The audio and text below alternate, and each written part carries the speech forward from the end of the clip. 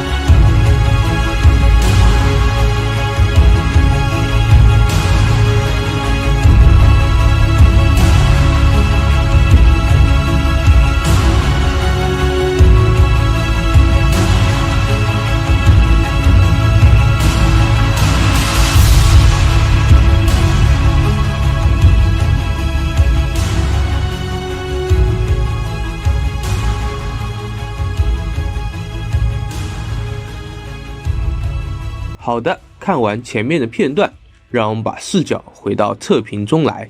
作为会场限定的产品，外层有专属的分套，而且正值10周年的时候，内核的分绘保持了铠武系列一贯的风格，正面及背面都印着产品的实物图。圣轰铠武作为当年的会场限定，也是开到了9500日元的定价。圣轰内包排版紧凑，肉眼可见的丰富配件，其余还有惯例的铠武 logo 背景板一张，正反两面的说明书一张。接下来让我们看看主体的表现吧。圣轰铠武在安藤贤司2次创造的造型下气场十足，是铠武系列中最霸气的一款，全身上下到处都分布着细节刻画，看着非常爽。高度方面，单主体达到了约21厘米左右，这里也拿出 SHF 做个比较，单主体的重量约242克左右。圣吼的旗帜自然是本款亮点之一，虽然跟当初坐立的造型有些出入，但实物表现依旧漂亮，半实色半透明的渐变效果非常赞，尤其是在灯光下面，而且两个旗帜并非是对称造型，太到位了。安装只需将旗杆上预留的孔位直接插到背部连接件上即可，装完后看着尺寸太吓人啦。全装后的圣轰能达到将近30厘米的高度，看不见的脚底也做了细节刻画。圣轰的金属件分布保持铠武系列的标准，在胸口、小臂甲和替换面罩为金属件。再来看看其余的配件量，可谓是超级丰富了。手型有握拳、开掌、握持和持枪手7种，甚至连锁种都有如此细致的刻画和涂装。圣轰的旗帜也可以通过替换键来实现收纳时候的状态，只需要直接拔插替换即可，效果还是很棒的。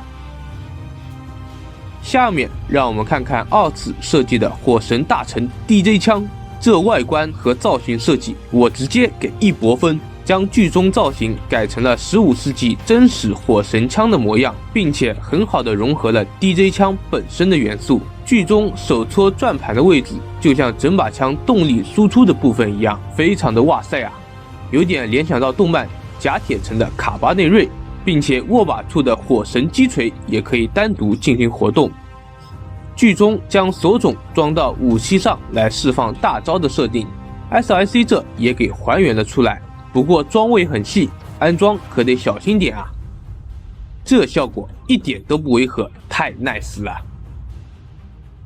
握持 DJ 枪需要用到专用手型，加热后可轻松装入，看着尺寸妥妥的输出位啊。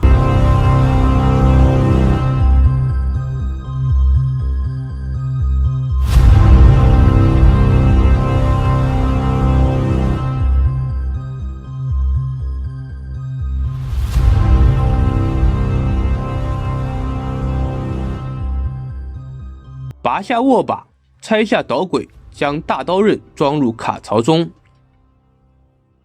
最后把专属握柄插入枪口，即可完成 DJ 枪的大件模式。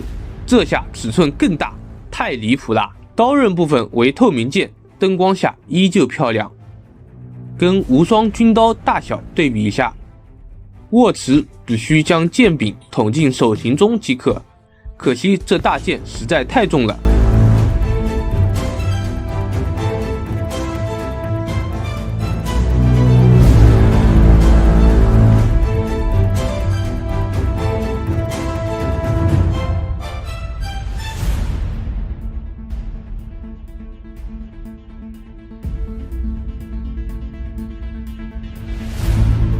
当然，圣吼旗也可以握持到手中来还原剧中当做近战武器的设定，尺寸同样很巨大，但把持得住啊。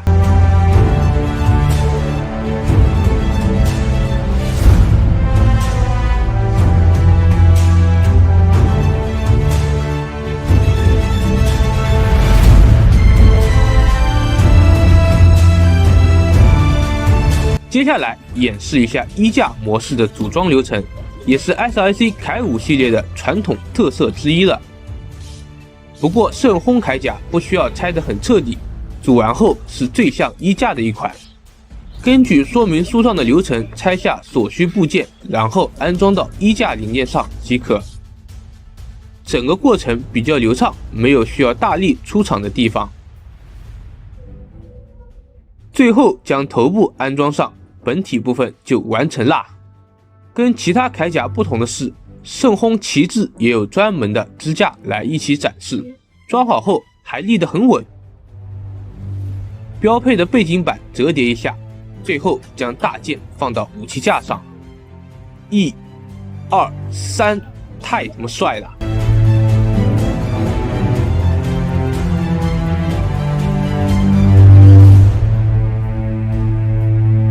介绍圣轰铠甲，怎能不把柳橙铠甲拿来一起互动一下呢？不得不说，以现在的审美来看 ，SRC 柳橙铠甲依旧帅爆。SRC 独创的衣架模式也给玩具增添了故事性，好比战士出征前的选择一般，非常有感觉。只隔了半年 ，SRC 6B 在18年出货。这两款在当时都是热门话题，如今却已经高攀不起了。可动方面，圣轰铠甲有不少干涉的部位，但总体表现尚可。头部360度旋转无压力，活动范围还不错。肩胛有一段上抬，连接处只能小范围活动。手臂平举达不到90度，向前和向后幅度受到肩胛干涉，范围也不大。大臂旋转比较灵活，而且驱走的幅度很大。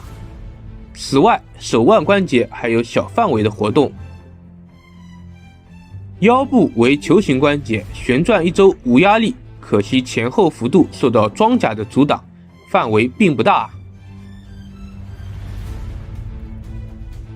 这拖到小腿的裙甲，由此可见下半身的活动范围就不用多想了。虽然裙甲材质是软胶，但干涉还是比较严重的。腿部整体的可动范围只能说够用，摆 pose 还是没问题的。SRC 虽然是曾经的良心，但缺点还是很明显的。首先就是成色部分的氧化，可以看见色差已经很严重了，只能说逆天。其次就是全身松，真的很松，而且掉件严重，导致把玩体验较差。本身武器的重量就已经很沉，加上容易掉件，拍摄的时候玩着玩着就已经全身冒火了，需要活动的地方就直接掉。最后让我们简单总结一下：优点，造型帅气，细节爆炸，配件丰富，玩法多样。缺点，到处都松，容易掉件，橘色褪色，手感较差。总结为：造型无敌帅，把玩直冒火，价格合适买，该掏钱了。就可惜 SRC 大将军最终没能商品化了。